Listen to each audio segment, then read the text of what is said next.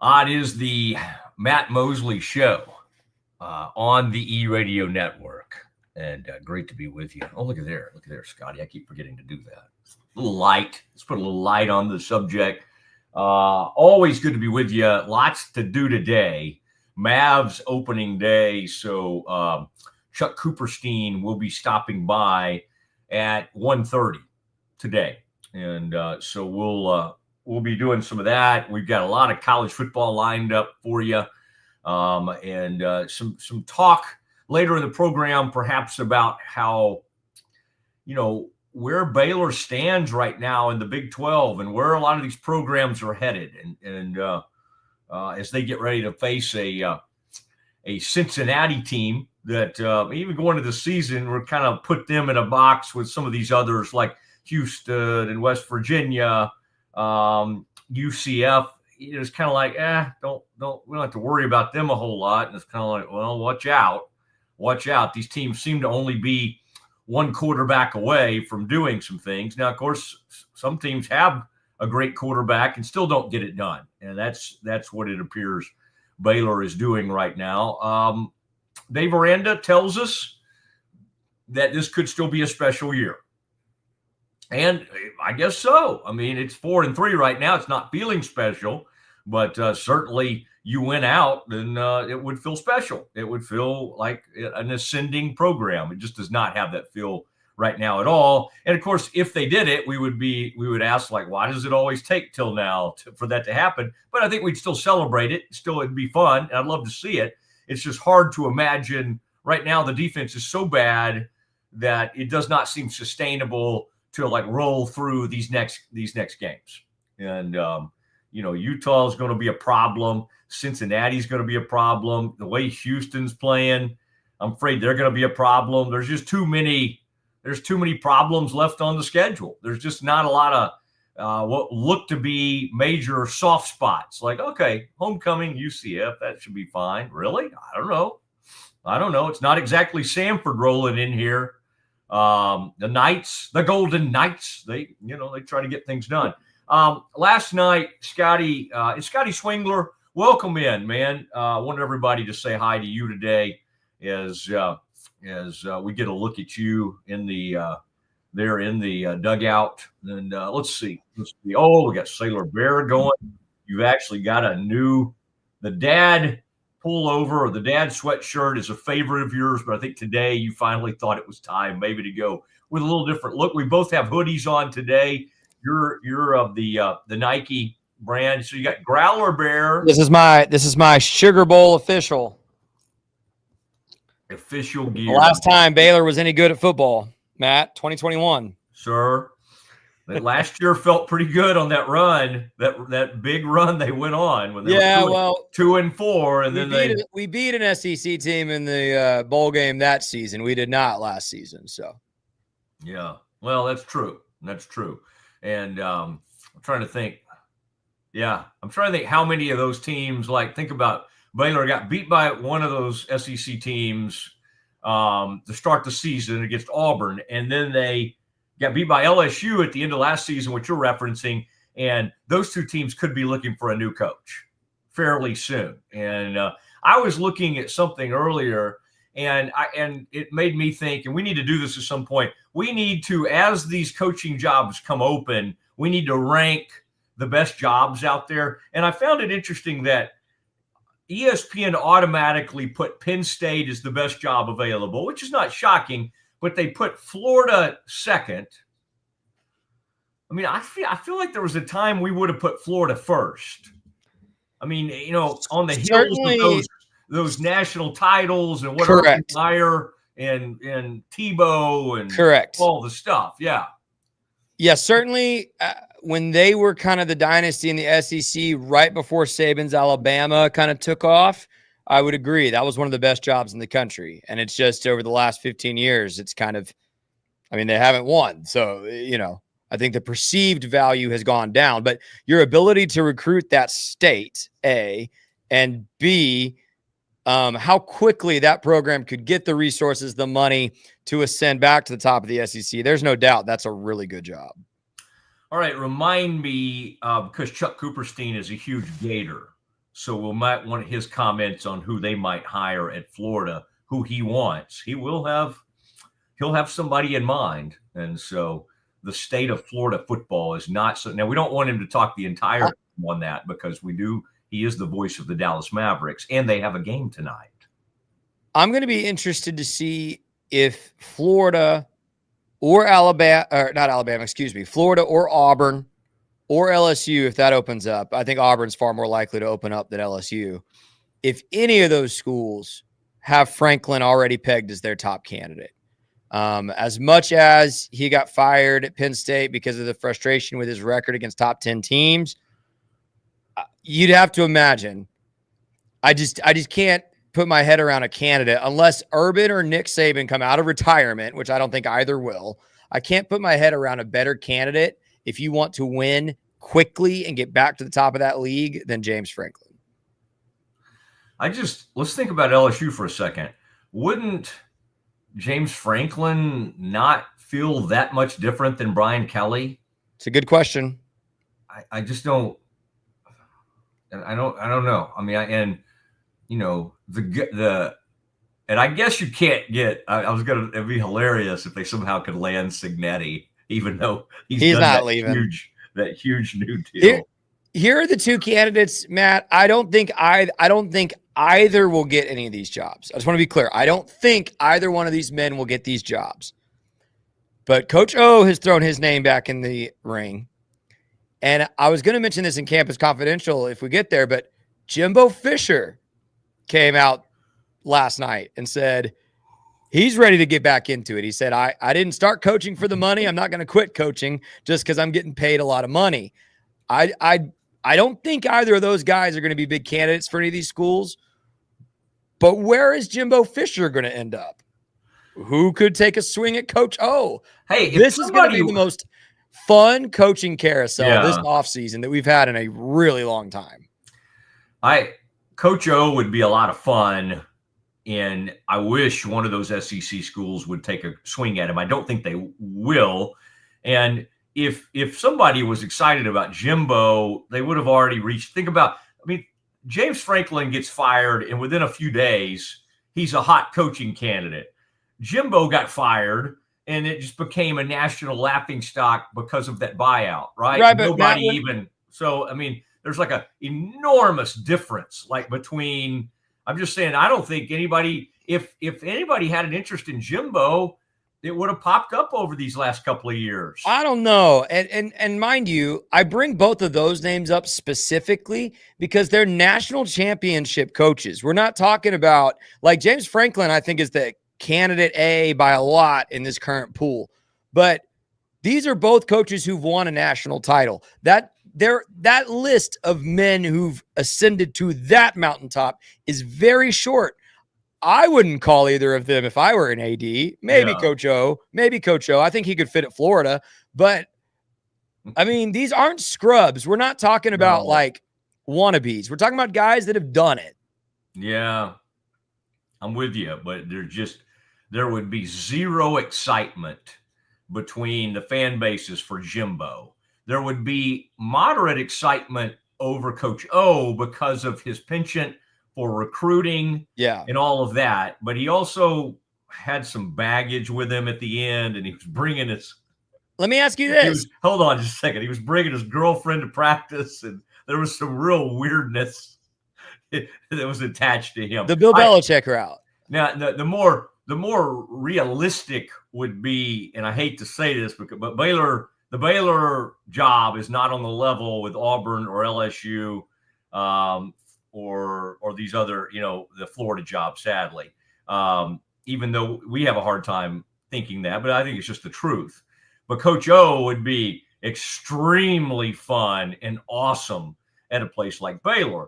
But Baylor has these boxes you have to check. And and I never used to hear this, but I guess you didn't have to say it when Grant Taft was hiring it. But we have this thing called mission fit.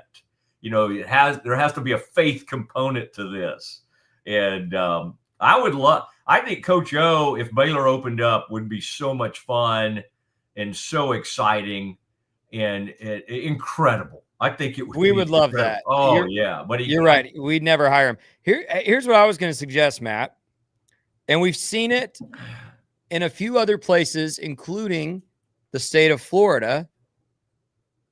If Florida State opens up, do they call Jimbo for an interview?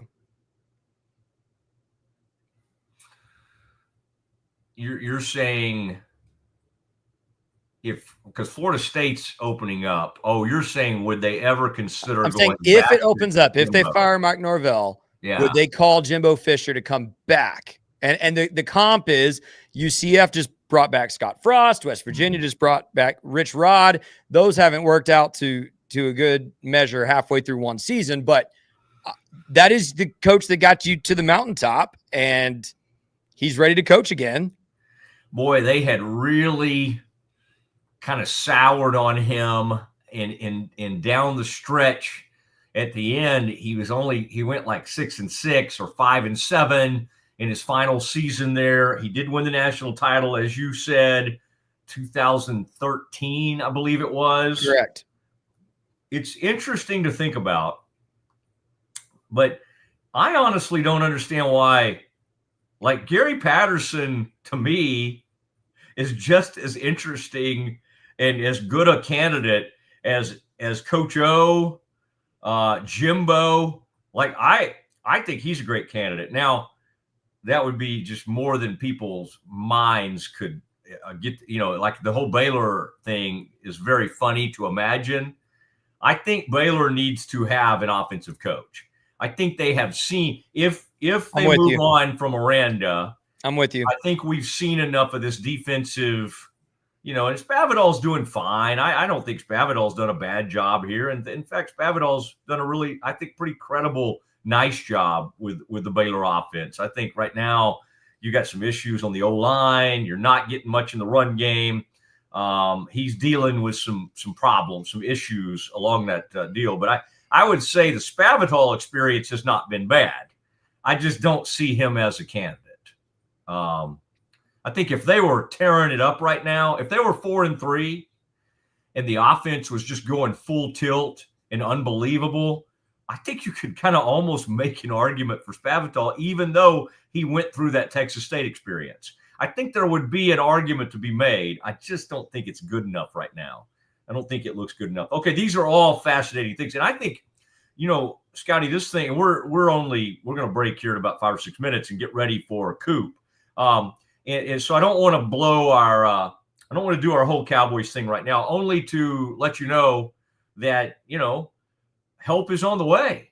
I mean, Overshone and Siobhan Ravel and all these guys, Cooper Beebe, the 21-day window is open.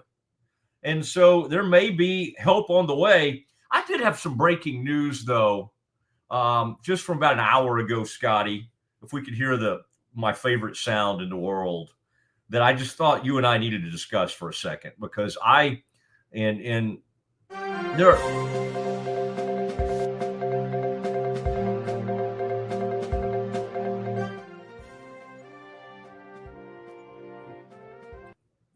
puts me in such a, just feel like at this point, when I hear that, I feel like I need to get a suit and tie on, and I really need to. I mean, can you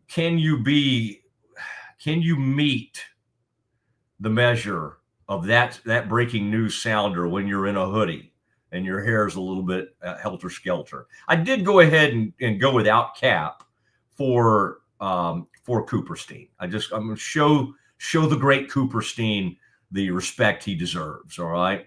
He might call me out if I if I had a cap on. Thank you, Ascension Providence. Thank you, Cherry Johnson, Siegmund James. Boy, that's a big time. In fact, Scott James, there was some kind of major anniversary. I think he and his wife, Leanne, the former Leanne Guest, also an attorney over there at Baylor, helps Baylor out in its Title IX office. 27 years of marriage. Crazy, because he's like 3 years younger than I am. How has he been married the same time I have? That means they got married like almost when they were still at Baylor. I don't know. Just trying to work out the math on that. Scotty, that's the thing, man. People still, even at places like Baylor and A&M, it's that whole ring by spring. I mean, there are some pretty quick. You just kind of transition right into marriage. That's an interesting deal. But anyway, it happens. The breaking news sounder, Scotty, was for this. Tennessee coach Tony Vitello. Now, Scotty, I know you're not a huge MLB guy, but I think you do have some love for college baseball. I would think that knowing you, a man who loves a good Sailor Bear hat, probably would come front running out to that Baylor ballpark in a heartbeat if the Bears started winning in baseball. Like I could just see you maybe even in the outfield with the Burn Boys, just hanging out. Hey guys, what are y'all doing out here? That seems like something you would really enjoy. The San Francisco Giants hired Tony Vitello, the coach, because we don't call them managers at the college level, the coach of Tennessee, to be their new manager in baseball. This is just kind of shocking. We've seen pitching coaches in college baseball get brought up to be pitching coaches.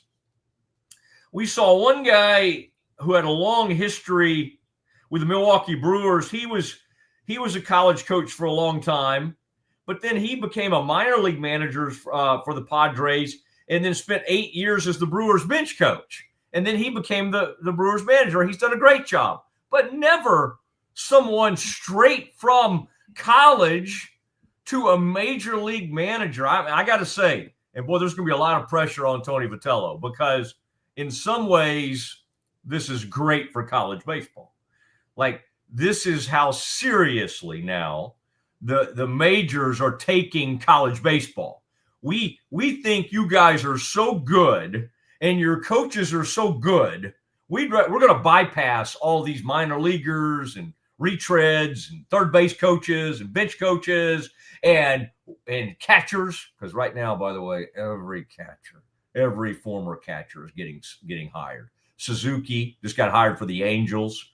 And Scotty, they go and hire the coach of the Tennessee Volunteers. If this fails miserably, then you won't see this happen again for maybe a decade. If this dude's good, like right away, you're going to start seeing more of this.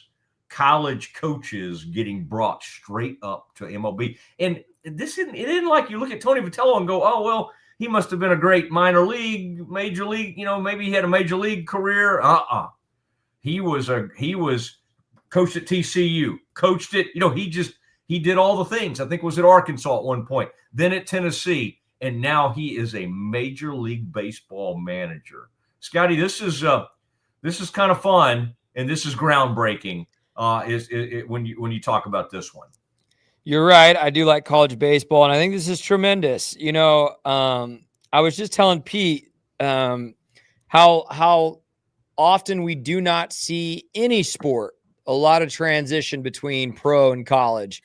And I think if there is a sport where I think it's gonna work, Matt, it is baseball. And I don't say that to diminish the sport or the jump in talent or any of that, but I think this could work. And by the way, this isn't like some dysfunctional, club here making this hire. This isn't the Pittsburgh Pirates. Like, we're talking about the San Francisco Giants. That is one of the better, if not a top 5-10 historical organization in the sport. I mean, this is awesome. So I'm going to be, you're right, that baseball is not my biggest follow, but I will be following this with interest, and I will be rooting for Coach here to do really well. I think it would be cool to see college baseball get a little more love, and I don't know, when I was in college and really still following baseball closely, it felt like almost, and we do this with college soccer too.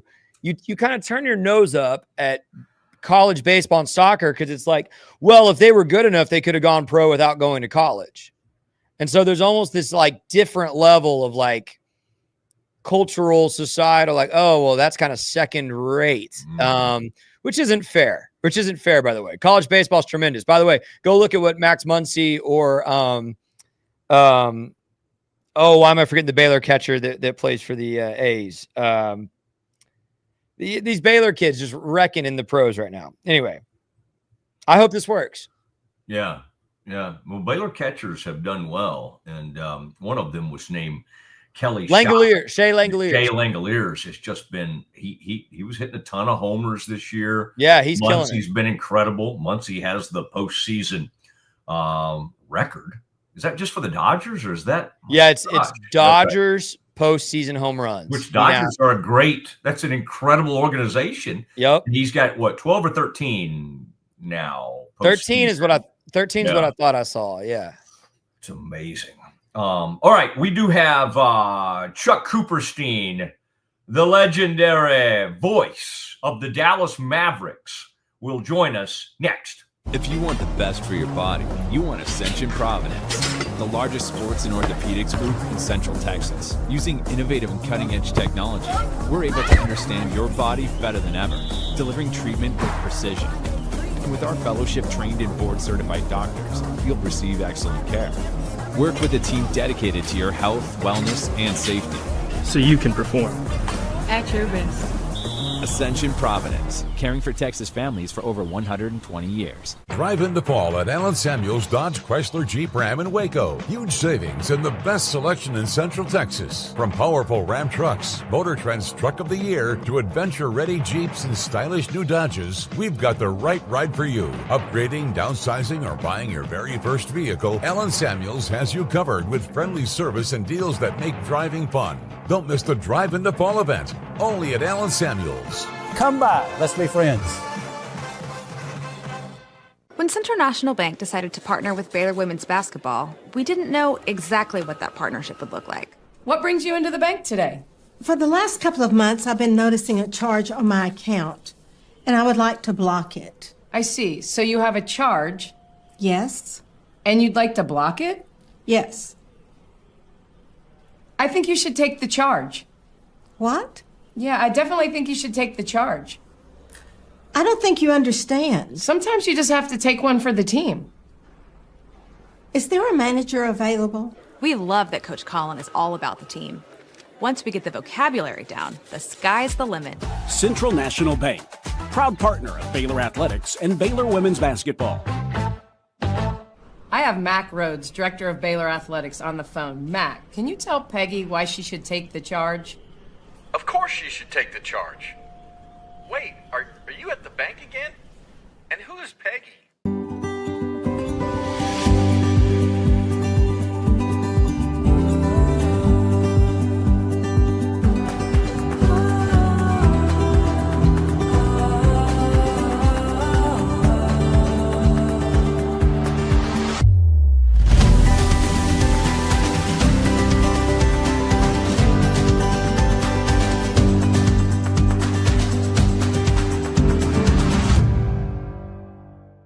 Football is back, and Underdog is the best place to make picks and win money all season long.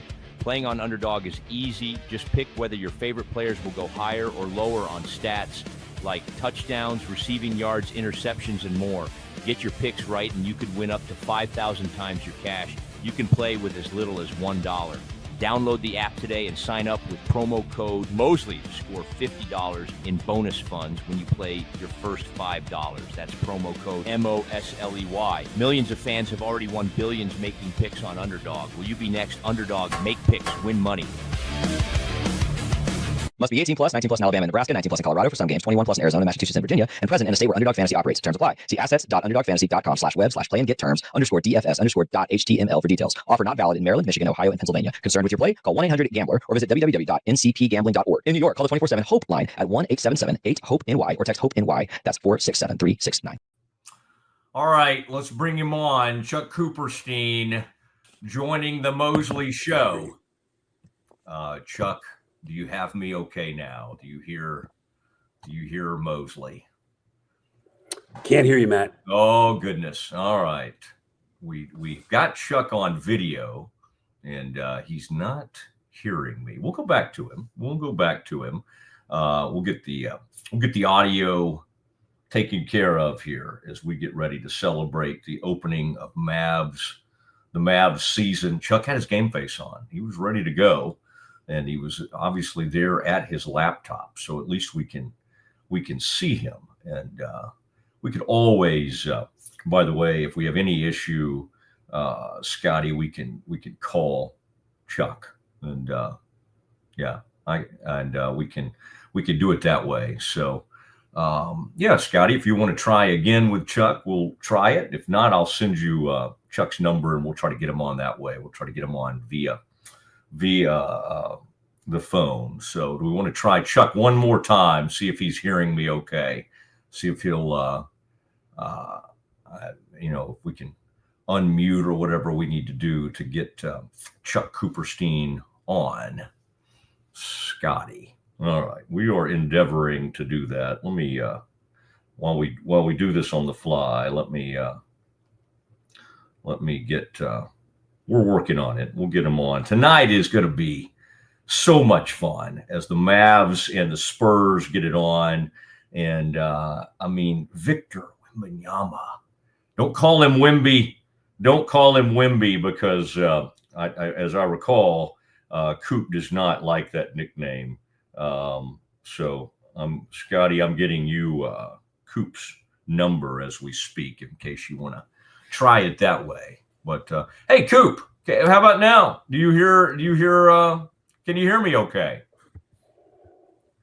Chuck Cooperstein. Oh man, that's a shame. Scotty, why don't you I just sent you Chuck's number. Why don't we try it that way? And we'll just talk to Chuck on the phone like the old days, like the old radio days. It's okay. Occasionally we'll have a little something happen, a little technical difficulty. So I've been shocked. I thought coming over and doing these, when you send somebody an email and all of that, I thought this would be a normal occurrence, but fortunately it doesn't happen that often. But Chuck's given it the old try, and we'll see if we can get him up over the phone or something like that. And I'll let Chuck know that. I think that would be good. So I don't know, these things happen. But good to have him. And I am curious to hear Chuck's take on, wasn't that fun to have NBC, Round Rock, the whole NBC experience last night? Michael Jordan at halftime of that first game. To see Michael Jordan, it was not live. They had taped an interview with Michael, but Michael talking about the last time he picked up a basketball and what it was like, to shoot at that point. And so, I mean, it was very interesting. And he talked about how it still just hurts him to not be able to, it hurt him to, not be able to play anymore. Like he just, even at age 60, I think he's 62 years old right now. And he's just like talked about how much he loved the game and how much he misses it and everything. And he kind of had a little misty eye. And he said the last time he even picked up a basketball, he was staying at somebody's like Airbnb, and it was for the Ryder Cup. And that they sent him they said, we just want you to, here's a basketball. And he will you just shoot one free throw? And he said he'd already paid the people for the house, but he agreed to do that. And he said all these kids that had heard about him forever were gathered around to watch Michael Jordan shoot one free throw. And so, of course, Mike Tirico asked him, did you make it? And to which Michael Jordan said, of course I did. Of course I made the free throw. So anyway, we were making all efforts to get Chuck Cooperstein on. I got to get his take on this Florida Gators opening. I mean, that is and kind of where this ranks. I mean, where this ranks as an opening right now. People have it behind Penn State. This Florida State job could open up. I mean, there are so many different things to talk to Chuck Cooperstein about. But anyway, we'll get all this worked out. But tonight is the debut of one Cooper flag. And I mean, how exciting that is to have the Spurs coming in, to have a national television audience, and then of course folks listening to Chuck and Brian Damaris. And I hear Chuck. I hear him. I hear movement there. Hello, Matt. Hello. Hey, welcome. Happy opening day. Thank you for working through that. I apologize. Technology is undefeated against me. Even though we've been doing a combined radio for about, I don't know, 45, 50 years. Doesn't matter. Maybe more. You know what? If we did it the old way, it would work. We do it this way, doesn't always work. Yeah. But you sound great and look great. And man, it's here. It's here, Chuck. And you've been getting ready and you've been doing these preseason games. But there is something that happens on opening day, and a lot of the country will get to see the Mavs today. Man, it's just fun to have you. What did you wake up? Does it feel that whole Christmas morning type feel to it? What do you get, the butterflies? Game one. What are you feeling today as we get ready for this Cooper flag debut? Always. I mean, the feeling, fortunately, doesn't change. I mean, I'm as thrilled today in the start of year 21 for me as I was the first NBA game I ever did. You know, it's the greatest basketball in the world, and I get to watch it 82 nights a year. And we have interesting stories to tell, especially this year. I think it's never have the Mavericks been more mysterious than they are coming into this season. And, I don't know how it's going to play out. Anybody who thinks they know what's going to play out is absolutely clueless. They don't know. And it's just like, I think, going to be reading a really good book. And tell me, I'm not going to go to the last page right now and see what it is, because I certainly don't know what that is. But I think it's going to be a really interesting year. By the way, what's the last book you read? Have you had any good ones here lately, or any sports books or anything come to mind? Sports books. I read a short book about the Indiana Pacers of the ABA days and how they almost never made it to the starting block in the ABA, let alone doing what they're doing now, obviously, and getting to the finals. So that was the last sports book I read. I'm a big Grisham and Baldacci fan, so whatever they run out there, that's pretty much what I'm reading on the beach. And that's my summer reading. And then you get into the season, and it's kind of hard to do that. Yeah. What did you think of the NBC presentation last night? It was kind of fun to see John Tesh, the old what's that thing called, Round Ball Rock, the old theme song, and then to see Michael Jordan at halftime. There were a lot of jokes on Twitter last night about did they have to do one really long interview with Mike Tirico, because obviously when those games are on Peacock and NBC, they're going to be playing some of that with Michael Jordan. But how fun was it for you to see? It's been 25 years since we've seen basketball on NBC. Well, 2002 was the last year they had it. It was the finals of 2002 was the last NBC broadcast. I'm not big on pregame, halftime, and postgame. So, the whole inside the NBA and all the hubbub over that, and the hubbub over who's working for NBC or Prime. Although I will admit that I'm kind of curious about Dirk and seeing how that'll work on the Prime broadcast. But I don't watch them. I've learned, certainly because of football, which has totally soured me on the concept of pregame and halftime. They're not telling me anything interesting, and why I'm tuning in to watch the game. I'm not tuning in to watch them, and that's so. I mean, I hate to be a killjoy about that, but that's really where I am on that. I thought the game broadcast was great. I thought Jamal Crawford was terrific alongside Mike Tirico, and Reggie. I thought Grant Hill and Noah were terrific. Their cameras were great. Their graphics look really clean and crisp.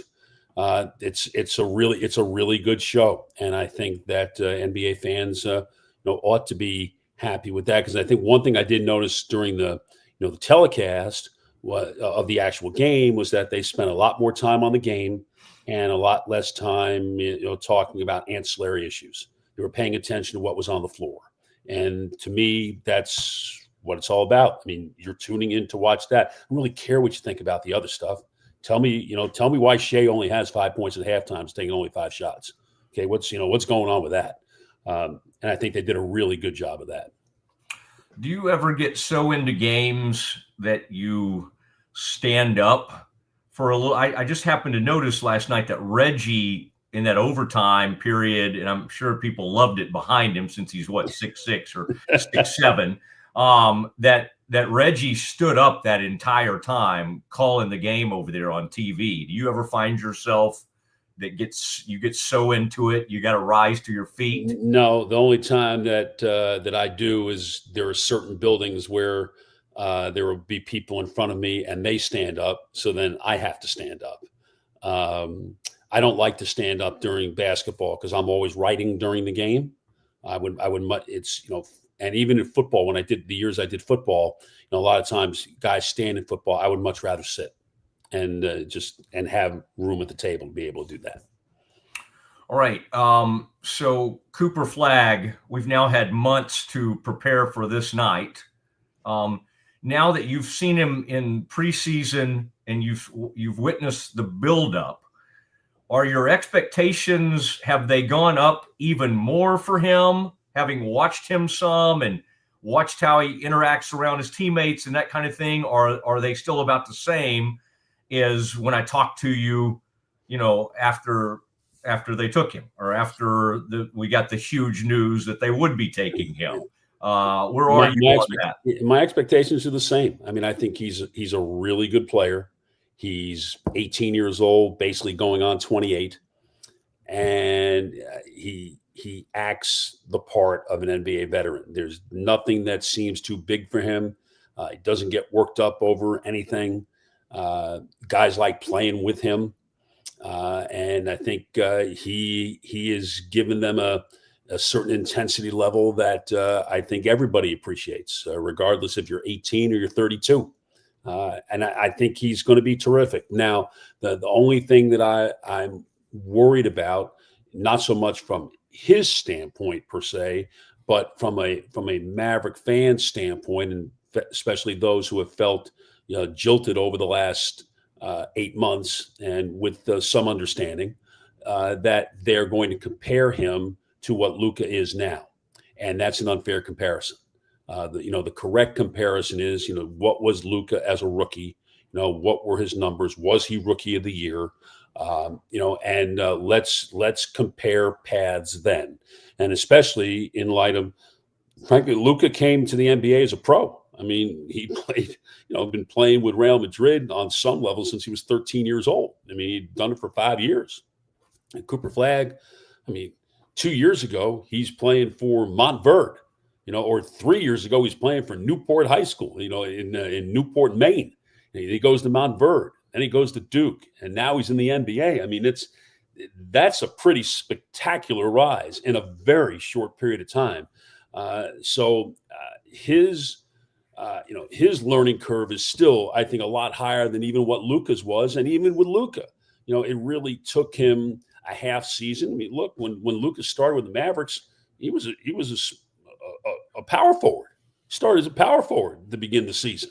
Before, midway through, he was handed the keys to the car. He didn't have a triple-double until his 45th game. I don't know that that's going to happen here, given the nature of the offense. That's a lot different than what we've seen around here with the Mavericks. But he's going to be really, really good. And I think people are going to appreciate how hard he plays, and ultimately the fact that how he plays contributes to winning. Okay, when they play him at point guard, and I don't know exactly how long that will be and how much he'll do that. They obviously brought in a point guard to be ready, until Kyrie gets back. And they've tried to add some depth there.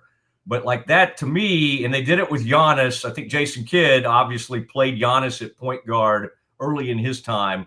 That's, I don't know, in my mind, that's adding a lot. He already has a ton on his plate. That's adding a lot of responsibility. How do you see that playing out, and where do you see his role in the offense early on here? He's far better prepared to handle it than Giannis. I mean, Giannis was playing, pretty much like Division III at best basketball when he was drafted. And certainly the competition level was not nearly what Cooper Flagg experienced at Duke. So Cooper's far more prepared to handle this. I think there's a lot being talked about as it relates to the offense and point guard and table setter and things like that. But the Mavericks offense, as I mentioned earlier, it's different from anything, really that we've seen. It's certainly what we've seen the last few years with Luka being a dominant ball handler and creator. In this offense, it's a Princeton-style offense. I mean, even think back to how the Kings played when they were really good in the Weber, Peja, era.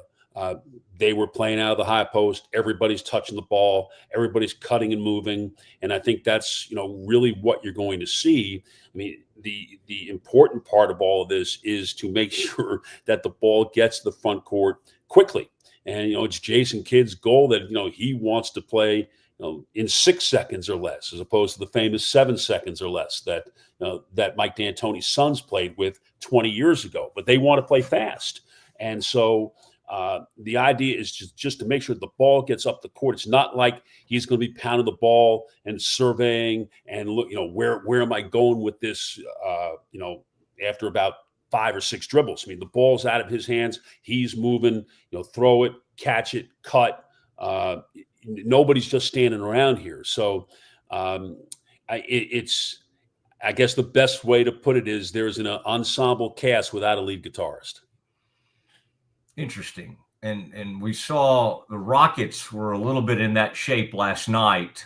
And they had I will say that was interesting, and they're huge. Okay. They're even bigger than how the Mavericks want to play. They had their average starting lineup last night was 6'10". The Mavericks aren't going to be quite that big, but this is something that's really going on around the league more and more. The thing, though, that it's really hard to judge it when you're playing Oklahoma City right out of the box, because all Oklahoma City does is create turnovers and get points off turnovers. And, you have to be prepared for the hacking and whacking that's generally not going to be called. And your mindset has to be there in order to do that. So that was a really hard game for that particular group to play. Listen, the Mavericks get Oklahoma City on Monday. So, they're going to have to, be ready for that too. If you can keep your turnovers, down to around, 15 or 16 against Oklahoma City, you got a chance. But when you're up in the 20s, like they often get to, and where Houston was last night, that's a really hard game to win. And really hard then to, especially early in the season, judge the relative success level of that particular style of lineup. This is a long lineup for the Mavs. It is funny that they open with somebody that's arguably, I guess he's listed at 7'4". There's some argument that he might be more than that. He might be like 7'5". What a other than just the longtime rivalry, but one of the NBA's just great ascending players coming to town, that adds even more excitement to an already exciting evening, doesn't it? Absolutely. And ironically enough, certainly this is the third consecutive year that the Mavericks and Spurs have opened the season against each other. And in both of those openers, Derek Lively very much outplayed Wembanyama, very much so. In fact, Wembanyama really, except for one half of a game last December when the Spurs were at the American Airlines Center, Wembanyama has really not been much of a factor against the Mavericks.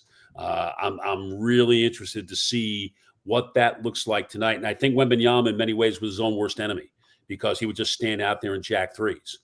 He's 7'4" or 7'7" or whatever he is. He needs to be playing around the basket. And In the preseason, the numbers suggest that the vast majority of his shots have come from in tight, where he should be. And again, so how does Derek Lively, who told me on media day that he's now 7'3" after being listed at 7'1", again, how does all of that work? And that's going to be really interesting. You've got Luke. They got Luke Cornett also that they signed as a free agent from Boston, and they've gone with that big lineup and having Wembanyama play the four and play out on the floor. And how does that work? Say if the Mavericks are playing with Lively and Anthony Davis together. Again, just lots of things to look at, and really, the preseason doesn't tell you very much at all.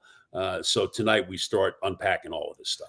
I think Luke Cornett's mom used to be on the TV market here. She was the lead anchor at Channel 11 at KDBT in Dallas, and Luke played high school ball at Argyle Christian, at Liberty Christian in Argyle. So yes, where Jason Tracy, who now is who lives in Nashville and still her husband Frank was a terrific player at Vanderbilt back in the day. He was a really good college player. I mean, not just some guy walking around here. And obviously, Luke went to Vanderbilt, and he's carved out a pretty nice place for himself. All right, when you've been around Kyrie Irving and in the build-up to the season, and knowing even when he's not playing how much of a leader and an important voice he can be, what is he saying? Like, what are you kind of hearing in terms of timetable? Because when I hear people make predictions, they're like, well, if he comes back and he's ready to go, this team is a contender for the championship. And no one knows. I was going to say, no one knows when he's coming back. Nobody has said anything about when he's coming back. I will tell you that in practices, he's been officiating scrimmages. He runs with the guards. He's not going full bore with the guards, but when they go up and back, he's able to go up and back. It's not like he's limping or anything like that. He's definitely attacked the rehab. His spirits are great, but this takes time. Everybody wants him back tonight. Not going to happen. And realistically, since his surgery was on March 26th, after he was hurt on March 3rd, the early part of February seems a far more reachable goal and a far more realistic than anything prior to that. If he comes back early, that's great. For me, I'm certainly not expecting to see him until right before or just after the All-Star break. All right, and I love getting your take on the rest of the NBA in the West. Let's keep it to the West. As we think about the Mavs and where they fit into this, who are some of the teams that you're pretty high on right now? Everything will continue to go through the champs, OKC, but who are some other teams? We saw Houston last night with KD. We'll see how that team evolves. They got an injury last night with Thompson that obviously may have hurt them in that game. I think he just had cramps, though. I think is that it? Okay. Yeah, I don't think it's anything long. Not a big thing. Yeah. Who else across? Between looking at the T-Wolves, looking at other teams, who scares you in the West? Well, Oklahoma City's the best team. I mean, they're the best team when they have everybody. Remember, they didn't have Jalen Williams last night, Santa Clara Williams last night, because he's still out from wrist surgery. They're terrific. I mean, because they don't even have to shoot great to win, because their defense is so dynamic.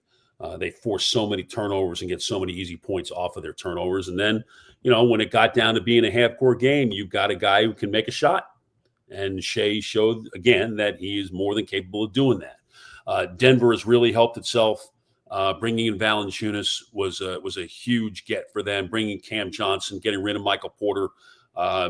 They're definitely a better team than they were last year. And of course, they took Oklahoma City to 7 in the second round. And if Aaron Gordon doesn't get hurt, might win the series, in fact. So they're absolutely a threat. And if they don't have the best player in the world, as Bum Phillips famously said about Earl Campbell and running backs, it doesn't take long to call the roll before you get to Nikola Jokic. So they're absolutely a factor. Houston's definitely a factor. I think for the defense that they're going to play. I think the loss of Van Vliet definitely hurts. I think they could be in the market for a point guard here, as we go through the season and up toward the trade deadline. The Clippers are the oldest team in the league, but if they are all healthy, which again is a very big if, how many games does Kawhi play is certainly at the top of that list. They got a great coach, got great depth on their team. They're an absolute factor. The bottom line on this, Matt, is that, we're not talking about Luka and LeBron. I think LeBron's going to come back in a couple weeks here. That the Lakers will obviously be a factor as well. It's a bloodbath. The bottom line is it's a bloodbath in the West. Every game it's going to almost feel like football. Like every game you win, you feel great. You lose, you're absolutely devastated. And it puts a lot of pressure, frankly, on your games against the East to where you have to win, I think, at least 20 games against the East in order to put yourself in position to be a top 6 seed and avoid the play-in. I think that's an absolute minimum to do that. So that the bottom line on this is it's a bloodbath. And how do teams handle the fact that these games are all going to feel like playoff games? Are you really going to rest people in the early part of the season? Are you really going to experiment with rotations a lot early in the season? Can you afford to do that early in the season? Maybe if you're Oklahoma City, or Denver, you can do that. But if you're the Mavericks, you're the Lakers, you're the Spurs, you're Portland, those teams, like they can't be messing around. I mean, they've got to bank some wins and then start figuring out what does it look like going forward in April? Because if you're worried tonight about what does it look like in April, you may not get to April. And that's something that no team wants to experience. Because I must tell you, Matt, that the 4-month vacation that I had after the 2024 season was a heck of a lot better than the 6-month vacation I had after the 2025 season.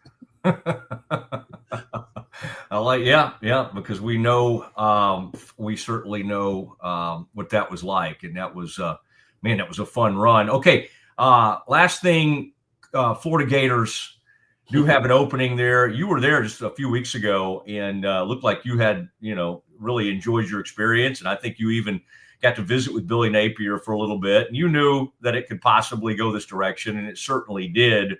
Do you, having gone there and having so much love for your alma mater, do you already have someone like this James Franklin excite you, knowing that he's now a hot name after he got fired at Penn State? It's funny how that works.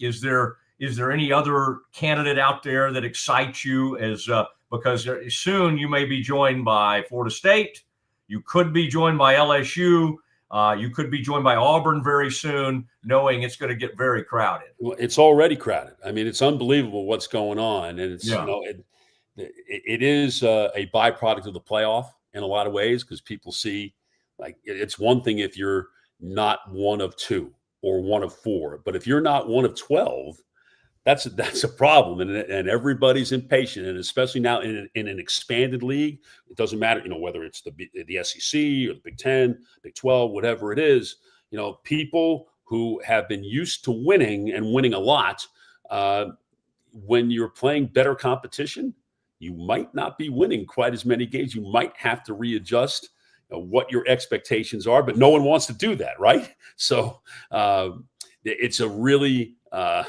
it's a kind of a crazy situation. I feel badly for Napier in the sense that he's a tremendous guy who I think really misunderstood what he believed his strengths to be.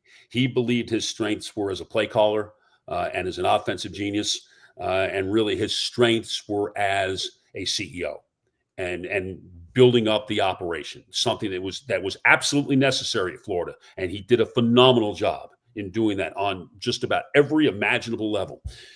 Florida was the best program in America from Sunday to Friday. It was Saturday that was a real problem, and he did not understand that, even when his athletic director was telling him, that, I think your strength is as a CEO, I think you'd be better off doing that as opposed to calling plays. And, Billy he rejected that. And, basically he dug his own grave. So in that sense, it's hard to feel sorry for him in that, because he brought it upon himself. But I think he leaves the program in a far better place than where he found it. And as for the next guy, there's only one guy that everybody wants. I don't know that I necessarily believe in Lane Kiffin the way everybody else believes in Lane Kiffin, but that's the guy that they want. That's the guy I think that they're ready to truly sell out for. Kirby Smart makes $13 million. He's the highest paid coach in college football. I was just looking this up this morning. Of the top 10 highest paid coaches in college football right now, only 2 of them have not qualified for the playoff as of yet. Kiffin was actually number 11 on that list. There's a lot of Spurrier in him, and that's what everybody loves. At Florida, they want points. They want to be entertained, and they want some sass to go along with their coach. And Kiffin, he checks all the boxes when it comes to that. I'm not convinced they're going to get him. I have no inside information there, but I think ultimately, I think Jed Fish at Washington is going to be the guy. He did a really good job at Washington, did a really good job at Arizona, building that thing up from nothing before he took the Washington job. They're 5-2 this year. They're probably going to win 8 or 9 games. And he's a former Steve Spurrier graduate assistant. And so he is very familiar with the program, very familiar with Gainesville, with the Gator fan base. But there's a lot going on that campus right now. You've got an interim president. You've got a very active board of trustees and a state board that actually turned down the guy that the board wanted to hire as the president of the university. They turned him down. They said, no, you're not coming. So you got that. You got an athletic director who's been under the gun, got a little bit of a reprieve because Todd Golden won a national championship in basketball. But overall, his hires have not been great. And he's a guy that, frankly, is really concerned about redoing Florida Field and getting it up to date. And of course, getting it up to date means, in what a lot of schools have done, Florida State among them, is reduce capacity. But by how much, and then how much is it going to cost, and all those. That's his big baby right now. And now you've thrown the football coach hiring into the mix, and now is how much is he says he's involved. They've got the consulting firm Turnkey, working with him. But how much of this is not just the big kahuna saying this is who we want and this is what we're going to do? That's it's kind of like really what SMU did with Andy Enfield when they brought him in for basketball. When Dave Miller basically he ran the search. Rick Hart, the athletic director, did not run the search. So I think that's kind of where we are in college sports right now with the money that is at stake. The athletic director, he's doing things, but he's not doing the things that we're used to seeing. You're right. For the last 30, 40 years, whatever that is. Yeah. SMU said, Rick, thanks for shepherding us into the ACC. We're good now. We're going to. Oh, but he didn't even do that. I mean, that was Dave Miller. That was all David Miller and Bill Armstrong and those guys. Oh, yeah. I mean, well, they were the huge money people. Right. And the people with the money are. Yeah, they're the ones who said, it's okay. We don't take any TV money for 9 years. They're going to the ACC. we got this. This is okay. Yeah. He didn't get any blowback until he eliminated Pony Up. And then the Mustangs were mad. David Miller said, enough of this ridiculous Pony Up thing. And everybody's like, wait, we like this. We like saying Pony Up. All right. Man, Coop, that was great. Love having you. I'm glad we got that figured out. And 8:30 tonight, and what we'll do is we'll watch the national TV broadcast, but we'll sync it up and listen to you and Damaris, a Baylor man himself. And by the way, Strickland, who you were just talking about the AD, when I was covering the Baylor scandal of 2003, he was running communications at Baylor. Yep. He was there. Yeah. I knew him when he was the SID at Tulane. in the mid '80s. So, we go back a long way. It was, when I went down there a couple weeks ago, it was really nice to catch up with him, spend some time with him, and I've known his wife a long time too. It was a lovely night, and then made even better by the most surprising of events on that Saturday afternoon. Against the University of Texas. Yes. Where your son Jeffrey went to school. No, he did not go there. He is Subway alumni. He is Subway alumni. I got you. No, as He's I always such tell a fan that I've always just decided he went there. As I always tell the story, Vince Young won his national championship the year before Chris Leak did. And he was at that very impressionable age. Whoever was going to win first was who he's going to go with. And so he went with Texas. So, he was he was very much in a minority of the 90,000 that were in the swamp, but he did have one Longhorn fan right in front of him that he could commiserate with as all of us were going berserk. All right. Well, have a great call tonight. I appreciate you doing this. Okay, take care. There he goes. Chuck Cooperstein, the voice of the Mavs. 21st season. Hard to believe. He used to call TCU basketball back when Billy Tubbs was the coach. He did a lot of SWC stuff. He's done pretty much everything, but certainly capable of all kinds of. He was a big college football guy as well, so he's done all kinds of work in that regard. But he is the voice of the Dallas Mavericks and was there when they won the championship in 2011, and then those finals they went to, the one he referenced, and then the one in 2006 that they lost to the Miami Heat in part because of Bennett Salvatore. Yes, we still remember. Boy, thank you, Central National Bank. Thank you, Scotty. We will tell you what we'll do. We'll do some Campus Confidential because we got a lot to share with you. We'll do that next. Bubble wasn't here. I don't know what people would be doing, like making PowerPoints or something. I love that I can sit down and build something the way that I think it should be built. Bubble turns ideas into fully scalable apps. Try Bubble today. At Cooperstein, we've revolutionized protective solutions with cutting-edge, customizable covers, tarps, and curtains. We deliver premier protection at affordable prices and express shipping. Visit coversandall.com today for the perfect fit, guaranteed to last.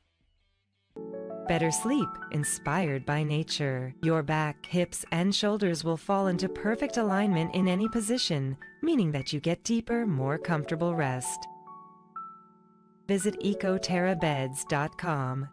Cleanse your body of accumulated toxins and embark on your wellness journey at your own pace. At Global Healing, we provide premium supplements to help your body heal naturally. Start your healing journey today at globalhealing.com and organichemp.com.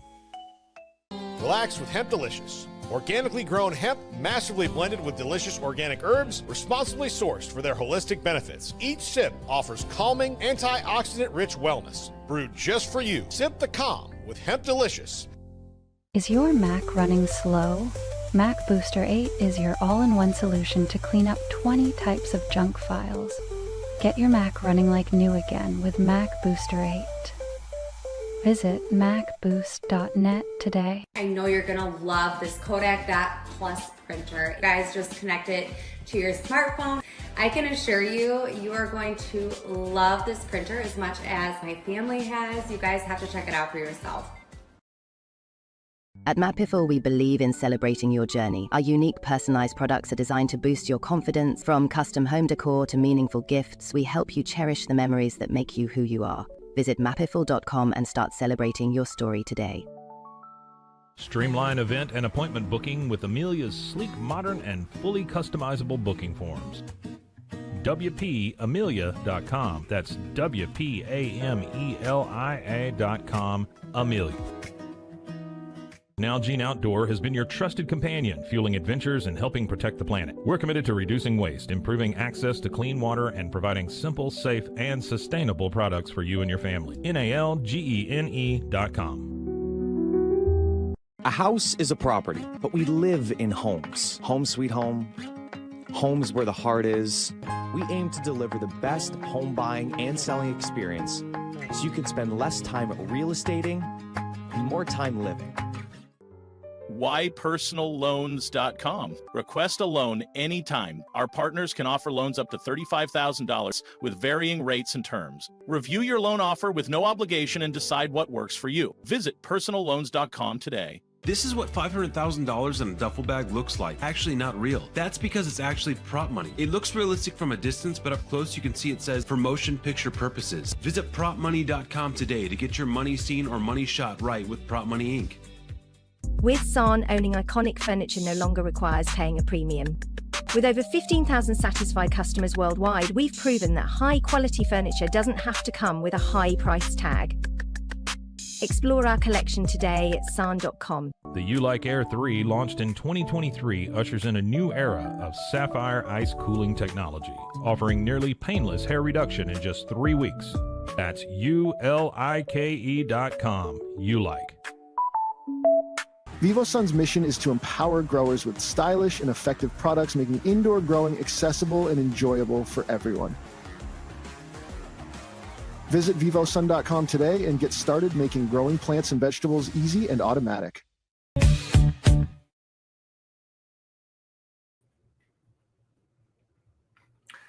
Ah, yes, the Mosley Show.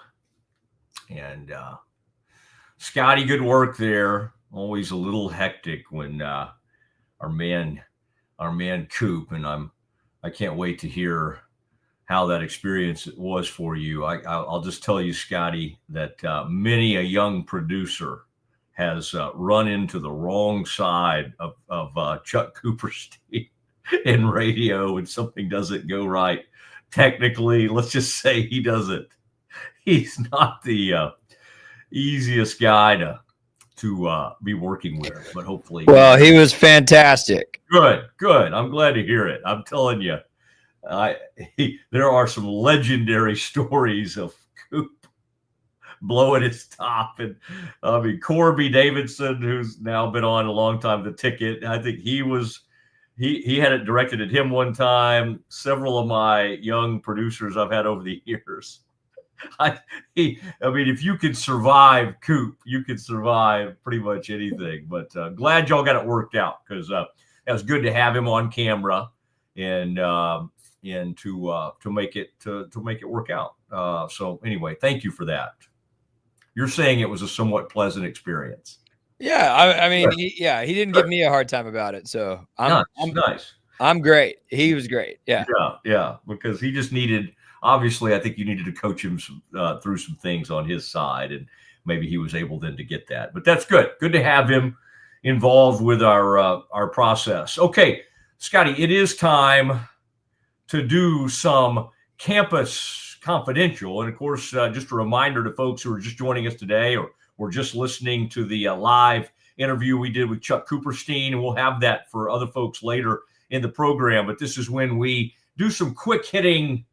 Sometimes Scotty and I can both take off on some things. So the idea is very quick hitting things that are happening across the college landscape. And this time of year, of course, there's a ton of college football. We also have Big 12 media days. We had the women here over the past 24 hours, the men's coming up. And Scotty, I never do this. I swore off ever voting in, the preseason Big 12 team or the preseason, ranking the teams, right? Because I just don't want to mess with it. I did take the time last night via email. I ranked, and I don't mind sharing this with you, but of course I didn't write it down anywhere. I don't know how I'd ever remember this. I ranked 1 through 16 in the men's basketball rankings. And I homered it up just a little bit. Not a lot. I did, but you saw that one ranking recently that had the Bears 7th in the That Big was the 12. coaches poll. Yeah. That was the Big 12 coaches poll. This was the media poll that I voted in, and I put the Bears 4th in the Big 12. And just to and part of it is because not that they care what I'm doing, but I didn't like what BYU did to the Bears. And I don't like that guy because he's like, I'm Mr. Mission guy, but then he just sticks it to everybody. I put BYU, I think, 5th. I'll put them behind. Matt, I'm gonna put something on the table right here. And I said it this morning on Pete's show. If I had a vote in that thing, BYU is number 1. Maybe you could put your helmet out there again. AJ, by the way, that's turning out to be a great take. AJ DeBonsa is a problem. That guy's different, Matt. That guy's going to win National Player of the Year. So, that doesn't mean that they'll finish at the top of the Big 12, but it means they might. I don't know. I just saw some, maybe it was from a exhibition, and I don't know who it was against, but I just saw some video. I just saw highlights of Boozer's kid at Duke. Ooh, that's scared to, whoa. Well, listen. Cameron, is his name Cameron? Cameron Boozer, yeah. Named after probably the Cameron Crazies, Cameron Indoor. But whoa. Listen, that's what Cam Stewart was named after, by the way. This class is stacked. This class that just came in with Boozer. I just mentioned AJ DeBonsa, the kid Darren Peterson at Kansas is Sunday. Koa Pete, who went to Arizona, is elite. And then really like Tunde Yesufu, I think in other classes would be like a top 5 kid. And the only reason he's not is because I think this class that just came in, this 25 class, is really deep with talent, man. But I think AJ DeBonsa is different, man. If he can stay healthy, BYU is going to be a tough out. By the way, Baylor's gonna. I agree, they're gonna be really good. I mean, it's gonna kill me if like Rob Wright gets to go like way deep. I did circle that on the calendar. February 10th is the Rob Wright game. Did you see the TV stuff come out yesterday? They put out the. I'm gonna send it to you. You'll, in typical Mosley fashion, I started reacting to the schedule, and then it hit me pretty quickly. I'm like, wait, this has already been out there. The news to that schedule was the TV. They had the TV schedule attached to it, which is interesting. And we're kind of all peacocked up. The Bears are all peacocked up.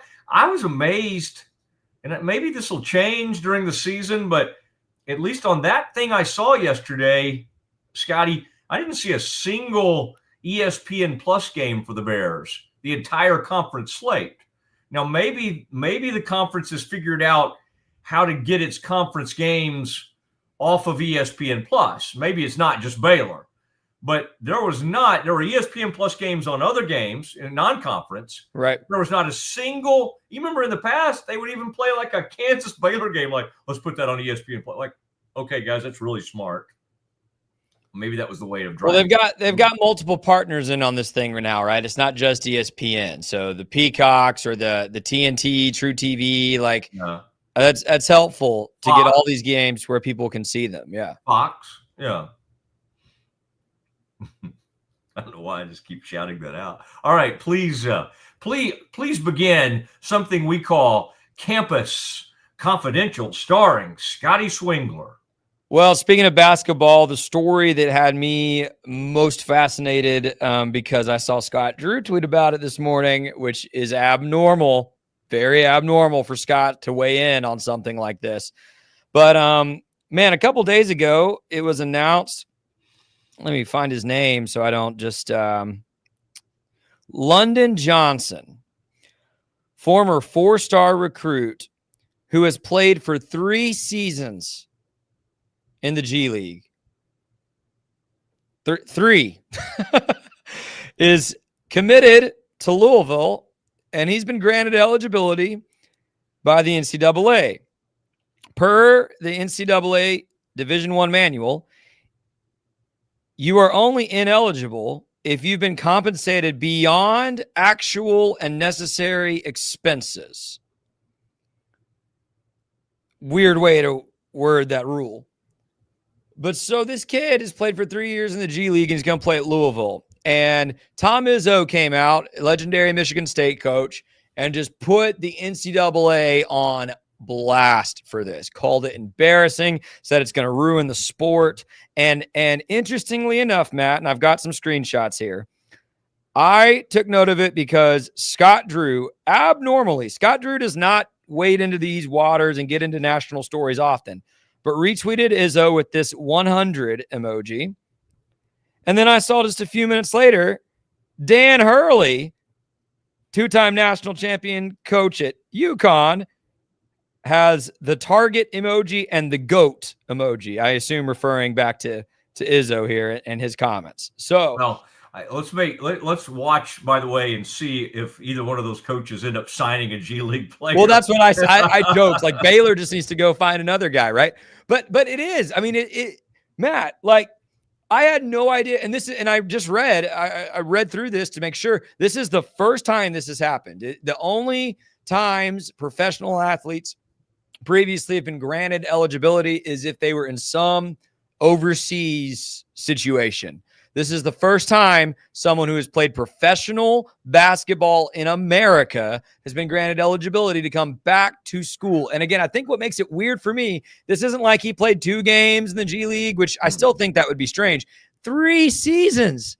And now he's just going to come back and play college ball at Louisville. You know, I think Tom Izzo hit on it. This is like lawsuit fatigue setting in. He did say that. Where the NCAA is just sick of getting beat. You know, they just keep losing in court. It's like once there was that watershed moment on the O'Bannon case, and once the dam broke, the NCAA just started losing everything. And so this idea of trying to even have a modicum of or the appearance of amateurism, it's so far gone, right? And so they just don't fight it anymore. They're like, oh, okay, all right. I mean, this is fine. We'll go ahead and approve this. Now, you're right though. This could now lead. What if I'm BYU? You know, I'm out there right now scouting all kinds of G League. There may be somebody that for whatever reason has gotten buried in the G League, or it ended up being the wrong choice for them, but they could go help another team. They could go help somebody. So I don't know if this will lead to like a huge amount of G League guys, but it won't be just this one guy, right? If this one guy can get the rights to do this, they'll be fine. It's the same thing with Diego Pavia, you know, doing that whole thing about the junior college. I mean, think about how crazy that ruling was. Like, doesn't matter how many years you played at junior college, but you can just start over when you get to a 4-year college. It's crazy when you think about it. But now this is gonna, you know, this could open the floodgates. Who knows? Yeah, they're going to have to change the rules in both sports. But I do wonder, Matt, and I texted you jokingly about this during my lunch, is it almost feels with Izzo, Hurley, and Drew all making public remarks, and obviously Drew and Hurley just retweeting what Izzo said. I almost feel like the Avengers of college basketball coaching are coming together here to say that's a bridge too far. I mean, if it's those three, you know, Mark Few is going to jump in with them. Wouldn't surprise me if they get a couple more big name coaches to jump in. I don't think Kelvin knows how to do any emojis is the problem. Kelvin. well, it just, I wonder, I mean, we know in football, but now obviously basketball, you're going to just have to have some really, really clear structure and new regulation around all of this as players get paid, players go pro. You know, they had already made that deal a couple years ago where now you can declare for the draft and still come back, which wasn't always the case. I'm thinking a guy like Quincy Miller would have really liked it if we'd had that rule about a decade ago.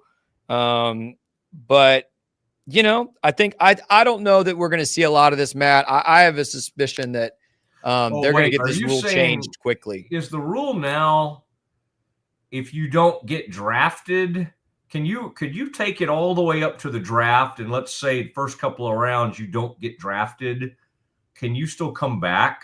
Is that the new rule, or has it not gone that far yet? I'm not sure. We'll take a peek at that, because it used to be once you declared and signed with an agent, right, it was over. I thought that was still the case, but you're right. There was some change to it, but now you see guys opt into the draft, but they can opt back out. If you don't sign with the agent, then you have the ability to opt back into college. And I But feel like thought I if saw you sign multiple with the agent, you're stuck. I feel like I saw multiple guys last season declare for the draft and enter the portal in kind of the same Correct. statement. But they just didn't sign with an agent is the key. Yeah. So yeah, you can do all that, but you can't. Yeah, you can go in the portal, but you just can't sign with the agent. I think is the way that is. Okay, very interesting. I find all of this, and the fact that Scott. I mean, it's a good point from you this morning. He doesn't love to. I mean, he'll have thoughts on things, but it's not like he's out there ready to fight the NCAA. He's not a very confrontational type person. Well, what I said on Pete's show this morning is Scott's not a guy who's going to get out there and like make a name for himself or make a statement that is anything other than Baylor. Like the guy, I don't ever see the guy publicly out saying much other than support for his team. So to say anything about college basketball writ large is just, it's abnormal. It's not weird, but it's abnormal. That's not how Scott normally operates. Yeah, I think that's accurate. All right, what else do we have, sir?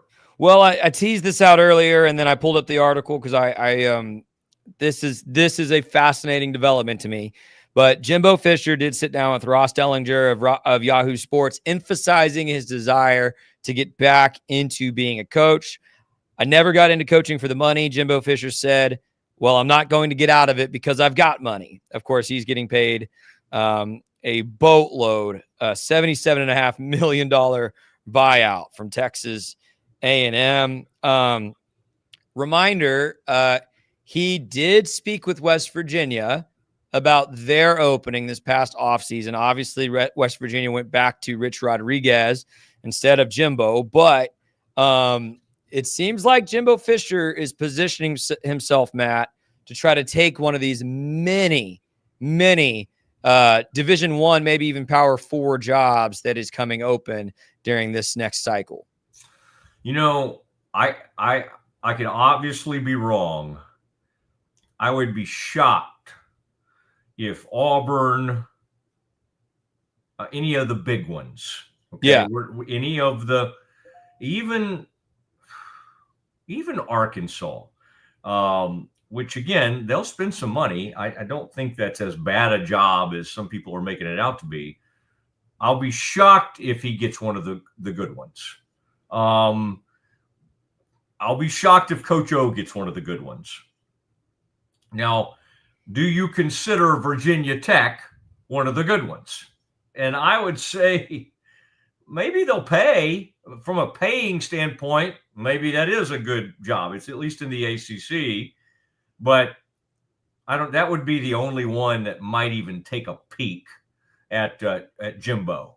But I mean, Coach O, we saw how fun of a ride it was with LSU.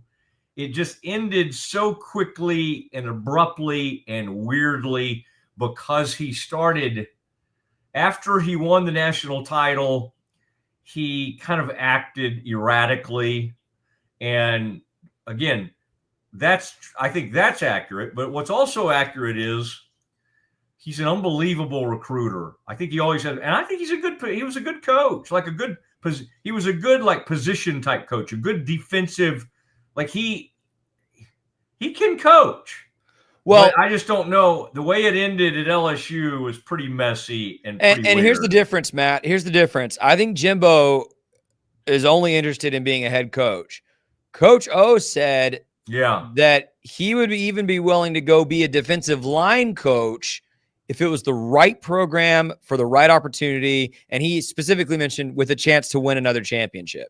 So like, I don't think that's his preference. I'm sure he'd rather coach a team, but in the offseason, if Ohio State or Georgia or one of these top 5-6 programs gave him a call and said, hey, D-line, defensive coordinator, like I think Coach O would do that. I don't think Jimbo wants to go be an OC.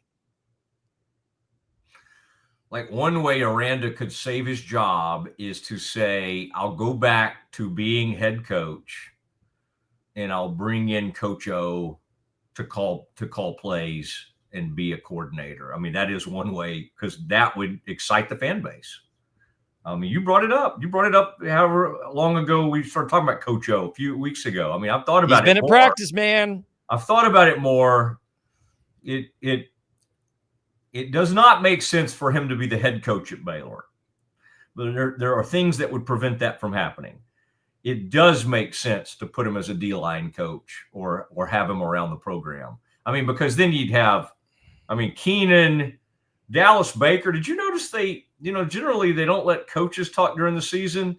Dallas Baker was talking the other day. Yesterday. I didn't totally understand that, but that's great. He's a very passionate guy. Oh, it always gives me pause, the coaches that are way into their feelings on social media. I always am like, yeah, I don't know if you should do that. But he is a guy that leads with his heart, man. He brings a lot of passion. I'm always a little, when I read like a long Twitter, that kind of is, that's always a little much for me. Do you mind that, or are you good with that? It doesn't bother me, man. I like passion. I'm a passionate person that tends to be long-winded, so I don't mind other passionate people. The assistant coaches who get real long-winded, and I'd rather it be my receivers coach than my head coach. Okay. But we got two guys that'll get up in their feelings a little bit on this staff. Yeah, 1,000%. Keenan and Dallas. Well, and Appleberry's been taking. I know he's a personnel guy, not a coach, but Aaron Appleberry's been taking some shots at some folks on X as well. By the way, total sidebar. Does he come after you? I think he has a subliminal directed at me. Yeah. Subliminal. But I want to note. While you were sleeping. Yeah. I want to note. Yeah. This is not part of Campus Confidential, but since we brought up Baylor, a very notable future NFL player's mother, I shouldn't have to say much more than that, chimed in on me and Terrence, Please Bear With Me episode from Sunday, where we just kind of vented for an hour, mad, and asking some tough questions, and said, you guys nailed it. So I felt very validated. That a very notable player's mom told me we nailed it. And this is Robertson Lechel's. Yeah, sure. Yeah. Hey, speaking of notable players, this is my next story, Matt, and this is kind of locally. By the way, I'm kidding. I don't know who it is, and I just joke. Yes, you do. Just for anybody. Yeah.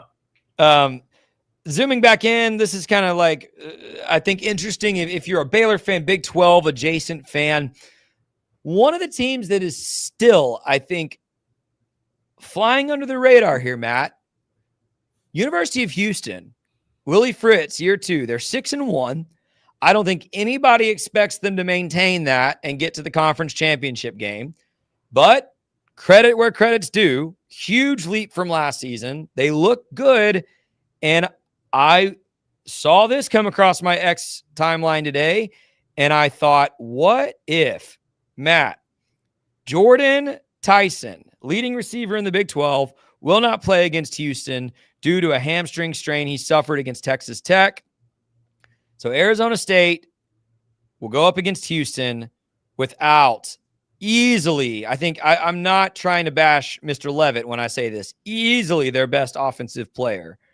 I think I would still pick Arizona State in this game, but Matt, losing Tyson definitely could make this feasible where Houston knocks off the defending champ, and suddenly, if they're 7-1 after beating Arizona State this weekend, maybe we're talking about the Houston Cougars, not just the BYU Cougars at the top of the Big 12. I love seeing them do well, and I hope they win out, except they come to McLean looking for championship glory, ranked about 12th in the country, and the Bears take care of business in front of about 28,000. Packed into McLean. Oh man, surely they'll folks are going to show up for homecoming because it's homecoming, right? Brother, won't there be? I'm on the record. I'm on the record. You see, I think a homecoming crowd will be fine. I don't. Baylor has the greatest homecoming in the country. Yes, we do, but they're not. Nobody's going to that football game. If they make it to campus for the parade, which a lot of Baylor people do, they'll get there to the game. What are you trying to say the crowd is for that game? We got to watch it because we have a huge pregame show. We don't need to be talking about like how we're not on the pregame show. Right crowd. I know, but Matt, I'm on record. If Baylor loses Saturday, I'm not going to say anything. If Baylor loses to Cincinnati Saturday, I think most alum who come in for homecoming are going to choose to go ahead and hit 35 and get home after the parade. I think it's going to be a bad look, and it's going to be a day of reckoning. No. For the future of the program. I have faith in Baylor homecomings of the past. Great homecoming sweatshirt. You want to put dinner on it or something? I don't know. You and Pete. I've already won one bet. Nobody's ever with paid Pete. I know, but I'm putting you in the same boat with him. I can't bet on crowds because the problem is the announced crowd's always different than what it is, and it's just. It's not an accurate number. They give a announced crowd that's like way higher than what it is, and then so we get in a dispute over what the actual number is. I think a crowd bet is almost impossible to do because you just don't. The announced crowd will be so much higher than perhaps what it is. But I do think there'll be a sizable homecoming crowd, and we'll all gather and we'll tell old stories. We'll talk about how the Fijis used to run that campus, and it'll be a great time. We'll talk about how Scotty almost went Phi Chi, but the Lord told him not to because some of them were drinking, carousing out there. No, that may have made him do it. That may have made Scotty. That may have made it more attractive. Scotty, do you have another one? Campus Confidential? I do not. Let's go to break. Okay, thank you for that. We got Cowboys to talk about. That is next. If you want the best for your body, you want Ascension Providence, the largest sports and orthopedics group in Central Texas. Using innovative and cutting-edge technology, we're able to understand your body better than ever, delivering treatment with precision. And with our fellowship-trained and board-certified doctors, you'll receive excellent care. Work with a team dedicated to your health, wellness, and safety. So you can perform. At your best. Ascension Providence, caring for Texas families for over 120 years. Drive in the fall at Allen Samuels Dodge Chrysler Jeep Ram in Waco. Huge savings and the best selection in Central Texas. From powerful Ram trucks, Motor Trend's Truck of the Year, to adventure-ready Jeeps and stylish new Dodges, we've got the right ride for you. Upgrading, downsizing, or buying your very first vehicle, Allen Samuels has you covered with friendly service and deals that make driving fun. Don't miss the Drive in the Fall event, only at Allen Samuels. Come by, let's be friends. When Central National Bank decided to partner with Baylor women's basketball, we didn't know exactly what that partnership would look like. What brings you into the bank today? For the last couple of months, I've been noticing a charge on my account, and I would like to block it. I see. So you have a charge? Yes. And you'd like to block it? Yes. I think you should take the charge. What? Yeah, I definitely think you should take the charge. I don't think you understand. Sometimes you just have to take one for the team. Is there a manager available? We love that Coach Colin is all about the team. Once we get the vocabulary down, the sky's the limit. Central National Bank, proud partner of Baylor Athletics and Baylor women's basketball. I have Mac Rhodes, director of Baylor Athletics, on the phone. Mac, can you tell Peggy why she should take the charge? Of course she should take the charge. Wait, are you at the bank again? And who is Peggy?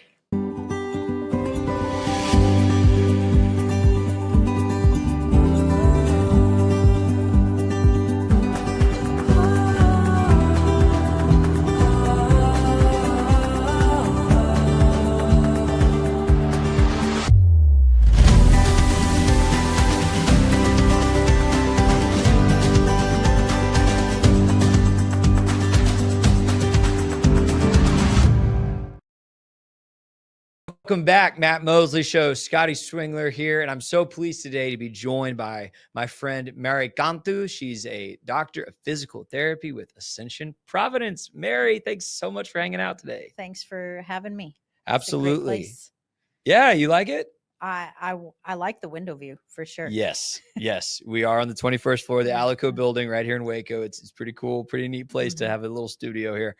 So we're talking today about concussions, and obviously I think some elevated attention about 10 years ago with some of the NFL CTE conversations, but all of us here in Central Texas, whether we are athletes or we have kids who are athletes, we need to be aware of concussions because they happen probably more often than people think. Yes. Yeah. The science, the awareness, like most things in the medical field, has definitely changed and progressed. So now I think if more of us know about it, then more of us are seeing it, catching it, helping these kids, helping these athletes way sooner. So it doesn't get wished and washed over. And then 10 years later, they're realizing, oh, that probably was back from my sophomore year of high school. And wow, it's just awareness. So it goes way better when everyone's aware. Absolutely. So help educate me. So what are some common myths about concussions that maybe aren't so true? And then, like I was an athlete and I had several, I could probably name 6 times if I wanted to, where I got hit really hard in the head, or I hit a basketball court and I was dizzy and I was kind of off, but this was, 15 years ago, like nobody, So what should people look out for in trying to assess if they have a concussion? Sure. I think probably something that's usually pretty much a myth is that you have to go unconscious or you have to black out, which is not true, right? The other ones we see a lot are that you have to have a headache, which could happen, but also could not happen. The amount of symptoms that people have that are related to the concussion, there's just a plethora of things. It can range as far as disturbing your sleep. The kids are sleeping more. They're sleeping less. They have trouble going to sleep. They have trouble staying asleep. So it's a variety, but then it can even go into their schoolwork too. I've seen kids that all of a sudden they're writing certain letters backwards and the teacher picked up on it on just their assignments turned in. The amount of focus it takes, definitely the dizziness, like you said. And that's one of those things that if you were dizzy before, it's probably easy for the kid to say, oh, yep, I'm going to be dizzy again. But sometimes just even as a parent, that's knowing your kid or the coach or the athletic trainer, knowing the kids and how they move and how they act. Because the kids are kids and they want to play, right? It's human nature. But seeing how they move different, the kid might say they're not dizzy. And then you watch them walk across the field and they are drifting into their own teammate and they're not aware of it. Are they just tough, So it's really just kind of those things and eye control stuff. If you ever, that's a small thing, right? But all of a sudden the kid might get a headache because they're reading. They could read that whole paragraph before, but now because their eyes don't move in a coordinated manner, they get a headache, or they're just tapping out of their homework sooner, or they're getting angry because all of a sudden homework is hard and it wasn't before. So it's a whole variety of things, and we kind of look at that when we examine them just to see what's different.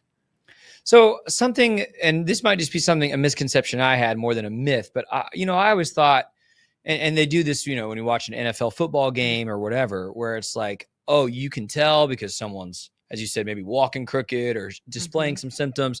They go get looked at and then they're kind of immediately yanked out of the game and go into protocol, et cetera. But what you're describing is like some of these symptoms might show up much later than the impact. And absolutely. Yeah. So like that, I don't think I would have known that before talking to you here right now. Sure. So let's say I'm a parent and I've got a kiddo who was in a basketball soccer game and I see these symptoms 2 days later. What is my course of action at that point? That's a great question. So if you can get into your primary, great, do that right away, because they're going to be more familiar with your kid and their history. But if that's not the option, go to urgent care. And usually from one of those two, then they'll get sent to one of our orthopedic specialists, who's really great because they work closely with us. But it's most kids, they get monitored for that first month. Wow. And if symptoms persist after that, that's when therapy steps in. So definitely I wouldn't wait more than a week to get some kind of a medical attention, somebody with outside of unobjective eyes on you or on your kid, just to make sure they're getting monitored. That's incredible. Because again, I think we're used to sports fans, right? Like college or pro football, like, oh, they got a concussion, they'll be out a week. You know, so explain to me, you are a physical therapist. This is what you're the expert in. What does physical therapy for a concussion look like? And then like, what's kind of a typical timeline for someone to be healthy enough to compete again? Sure. The timeline, what most people don't like to hear is that it's gray, right? Not everyone fits in a box. If you had one concussion, it's going to be different than your possible second concussion. But we get our patients after 4 weeks, because 80%, 90% of patients, they're going to be better before then. It's just the doctor kind of monitoring them. So when I see them, if something's still remaining, it's more often than not the eye control stuff. Maybe they're not smooth tracking. Maybe their eyes aren't fixating on a quick moving target like a ball. It can also be the dizziness. All of a sudden, and this is just from my own personal experience, because my daughter had a concussion.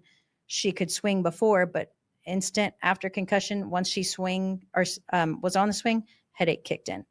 Right. So it's little things like that. Figuring out where the dizziness is stemming from to fix it.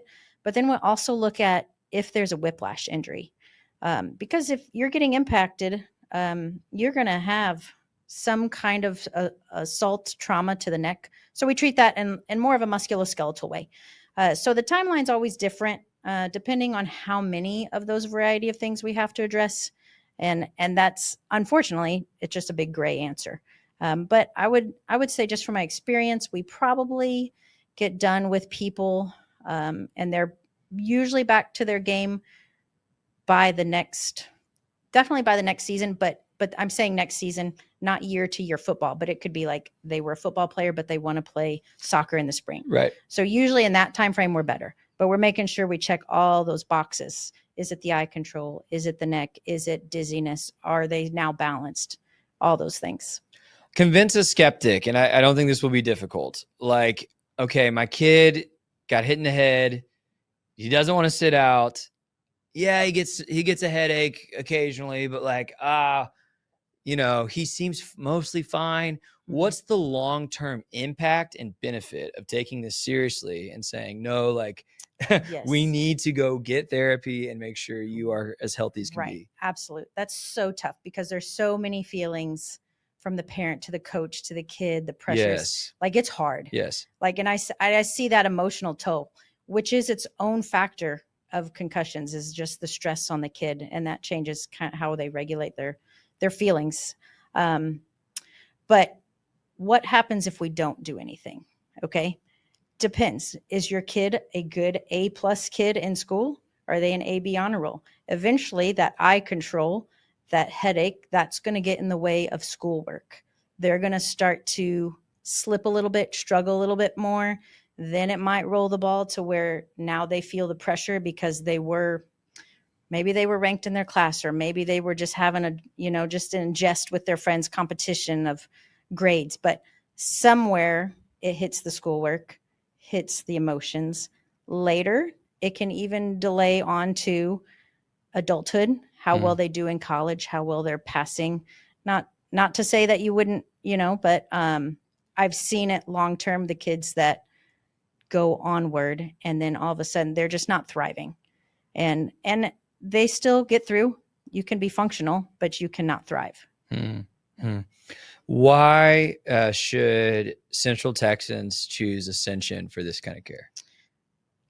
Here's what I love about our team. Between us therapists and our doctors, we work together, right? We're there for the patients. This program we built when Dr. Deshna came on, and I'm so glad he joined us, because it was collaborative. He brought experience. I had some experience. I have a couple of other colleagues that we have all these different trainings and years of experience. And we said, what do we do to build this program? We're always checking well, if your training said this and my training said that, which way's the best method? We're putting egos aside. We're making a teamwork, and we have open lines of communication where sometimes it's even just the patients in the office. I'm calling over to Dr. A and I'm like, hey, he's coming in later. Can I send this to you? What do you want to do? Can I get the school note? What are we going to, how do we facilitate this? So it's just smooth. It's great. Like, it's one of the easiest working relationships I have. Mary, thank you so much for joining us on the Matt Mosley Show. Is there anything else you'd like to share, or how can people get in touch with you if they have questions? Sure. I work at the Woodway Medical Plaza. So you can reach us. Our number over there is 254-751-4133. We're open to questions anytime. You're going to catch me best on my lunch hour between 12 and 1. Otherwise, I'm out there with the patients. Awesome. Thanks so much for joining us on the Matt Mosley Show. We'll be right back. Stick around. If you want the best for your body, you want Ascension Providence, the largest sports and orthopedics group in Central Texas. Using innovative and cutting-edge technology, we're able to understand your body better than ever, delivering treatment with precision. And with our fellowship-trained and board-certified doctors, you'll receive excellent care. Work with a team dedicated to your health, wellness, and safety, so you can perform at your best. Ascension Providence, caring for Texas families for over 120 years. Football is back, and Underdog is the best place to make picks and win money all season long. Playing on Underdog is easy. Just pick whether your favorite players will go higher or lower on stats like touchdowns, receiving yards, interceptions, and more. Get your picks right, and you could win up to 5,000 times your cash. You can play with as little as $1. Download the app today and sign up with promo code Mosley to score $50 in bonus funds when you play your first $5. That's promo code MOSLEY. Millions of fans have already won billions making picks on Underdog. Will you be next? Underdog, make picks, win money. Must be 18 plus, 19 plus in Alabama and Nebraska, 19 plus in Colorado for some games, 21 plus in Arizona, Massachusetts, and Virginia, and present in a state where Underdog Fantasy operates. Terms apply. See assets.underdogfantasy.com/web/play and get terms _DFS_.html for details. Offer not valid in Maryland, Michigan, Ohio, and Pennsylvania. Concerned with your play? Call 1-800-GAMBLER or visit www.ncpgambling.org. In New York, call the 24/7 HOPE line at 1-877-8-HOPE-NY or text HOPE-NY. That's 467-369. Matt, I won last night. This is what a perfect 3 for 3 looks like. NBA is back, which means you can pick NBA on Underdog. This was my picks last night. Luka, Jimmy Butler, Kevin Durant. I went 3 for 3 and I doubled my money. And here's what's so great about Underdog. If I'd only gone 2 for 3 with the flex pick, which I almost always do, I still would have won money if I'd gone 2 for 3. Only on Underdog. Use the promo code Mosley. They'll give you free cash to play along. I will have more picks for you tomorrow, some college football picks. I like to reveal those on Wednesdays. Tune in, pick with me, make your own picks. If you make a pick on Underdog, put it in the live chat. Let me know. I'd love to know what you're picking, and you can play along with us here on the Matt Mosley Show. All right, Scotty, good work, and enjoyed hearing kind of about some of your concussion history and protocols that you've been involved in, dating back to your days of illustrious days here at China Spring, playing hoops or playing football. And Scotty had a concussion specialist on, and boy, she did a great job. I loved hearing her talk about some of the common myths of concussion and what needs to happen and how that all looks. And Scotty's doing a very nice job on those interviews. And we love Ascension Providence, one of our great partners. And we also love, of course, the landing, the Brazos Landing, that is right there, hard by the Brazos River. I mean, if you're kayaking by today, if you're running by, they have that nice little path there that all the runners come by on, especially the people from the Baylor cross-country team. But a lot of people that seem to be in shape. Back when we ran the Bear Trail, I don't think you would pick, you would confuse us for people that were in elite athletes. But everybody I see running past there really does seem to be athletic and in great shape. Now, the Bang Bang Shrimp, let's remember that. And then the medallions, the steak medallions, some of the, they'll do a fillet there that's just unbelievable. And then the fish and chips I love. They'll grill or blacken a fish for you. They got etouffee. So it's really where kind of Cajun meets just elegance, and then all right there out on the river. For my money, that's one of the best views in all of Central Texas, just sitting out there next to the water, and the Brazos is just kind of doing its thing, doing whatever a river does. Great to have Scotty. Good work from Scotty today, as always. Chuck Cooperstein, the voice of the Dallas Mavericks, was on with us. We appreciate our presenting sponsor, Central National Bank. Appreciate all the good work that's going on over there. And I did want to add also over at Allen Samuels Chrysler Jeep Ram, 0% right now APR for 72 months on all 2025 Ram 1500 trucks. Put that in perspective. Like APR, like on credit cards, for instance. I mean, they'll hit you for like 28, 31%, just crazy stuff. And think about 0% for APR for 72 months on all 2025 Ram 1500 trucks in stock and ready to roll. 0% financing, a full 6 years. That's crazy. Offer ends when the month does. Come see us at Allen Samuels. One other I wanted to mention, $15,000 off. Get up to $50,000 up and up to 3.9% for 72 months on a brand new 2025 Ram 1500 Laramie, or lock in 0% APR for 72 months. You heard it right here. Huge savings on those trucks.